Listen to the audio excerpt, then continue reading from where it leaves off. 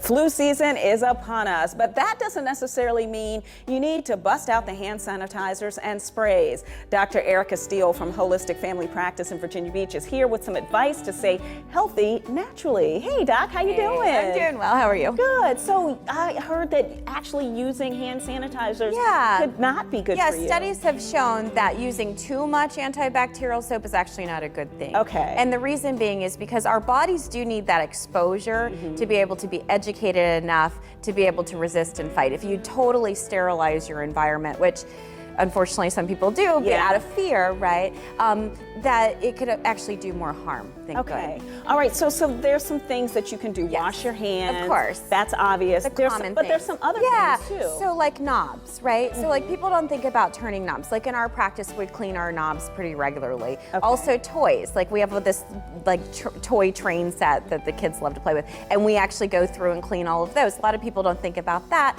especially kids bringing things in, coming in, putting it in their mouths, you know, all kinds of things. So regularly cleaning those particular things that are in our environment is really, really important. And I was shocked to hear that sugar is something you should avoid. So sugar, because sugar actually feeds bacteria within the system. A lot of people don't realize that. So like, you know, sugar, but also breads, dairy also is one of those things too. So like, let's say you have a sinus infection, right? I can see not Yeah, eating dairy. Exactly. It's just gonna blow it up even worse. And a lot of people don't realize that. Okay, and what are some natural ways to stay healthy once you already have gotten sick? Are there some things that you can take to make you feel better? Yeah, well, of course, there's a lot of homeopaths. I tend to stay away from the herbal side of it, just because there are a lot of mineral deficiencies and also to interactions with medications. So naturally, too, to keep your immune system strong, you want to maintain supplementation. Like right now is a great time of year to start loading up on vitamin C, loading up on zinc.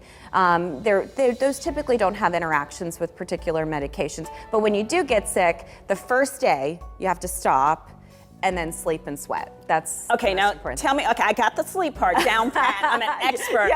Now what is the sweat thing? What do I have to do? Part, so you want to put on a lot of layers, right? People think I'm crazy when I get sick, but I'm like, look, and my feet actually get cold when I get sick. So that's a way for me to identify, oh, my feet are cold, I need to do this. So put yourself in tons of layers, tons of blankets, heating pad, and literally sweat, because the body's gonna create a natural fever, right? A lot of people get afraid of fevers because we've been taught, oh, we gotta keep it down. So naturally, if your fever is 105 over an extended period of time, that's a different situation. But you wanna get your temperature up enough so it burns things off, bacteria, viruses, things like that. Virus is a little bit harder to get rid of. They're typically antibiotic resistant, so you know it's gonna be more. But the more you fight, I'm a fighter. Like if I get sick, I'm like, oh God, I've got so much stuff to do, I can't be sick.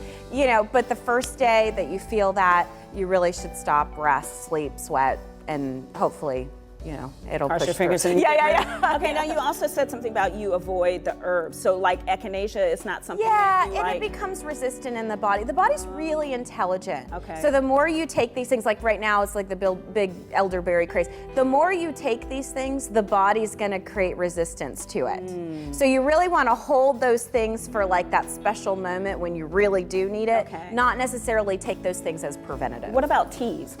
Teas are good too, but those are herbals. Those are the same kinds of things. I like homeopaths because they're very clean and the body responds very well to it. So like for instance, we have this here. So we do homeoprophylaxis in our practice, which is a way to educate the immune system for various different diseases. They take, it's really cool science, they take these disease tissues and they shake it down till it's no longer the original substance, it's just the bioenergetic frequencies behind that. Say that 5 times faster.